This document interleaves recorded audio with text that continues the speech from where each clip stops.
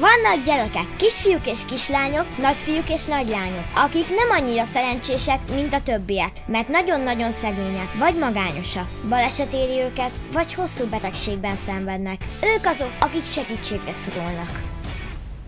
És vannak felnőttek, híresek és ismeretlenek. Ők azok, akik segítenek. 7 alapítvány, 7 zenekar, és egy kislány, aki összeköti őket veletek. Zenével a gyermekekért, a Minimax és a Megamax műsorán. És újra itt vagyunk! Ezúttal egy nyári táborba viszünk el, ahol olyan gyerekekkel ismerkedhettek meg, akiknek sok időt kellett kórházban tölteniük.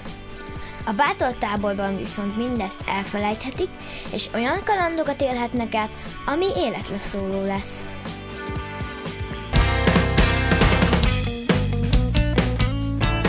Nem undorral kell nézni a másikra, hogyha valami betegsége van, hanem befogadni őt és támogatni.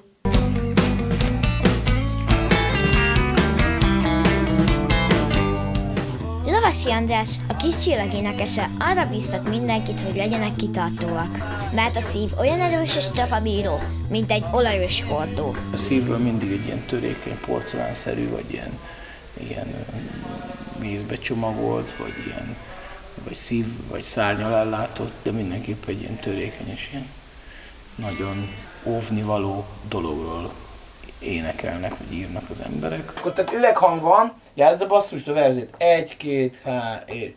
Nézzétek csak, hogy készül el ez a dal. És mindig csak egy.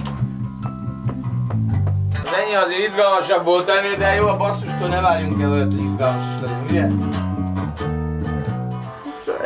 Nem izgalomtalan ez.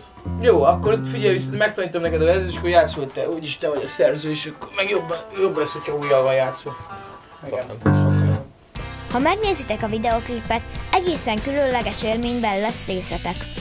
Láthatjátok, hogyan festették szürkére a táncosokat. Vagyok a hordó, mint takarás. Eltakarom, hogy ne lássátok, ami ott történik. És azt is megtudhatjátok, hogy fér bele a Kis Csillag 4 tagja egyetlen hordóba. Nézzétek a Zenével a gyermekekért műsort a Minimaxon és a Megamaxon!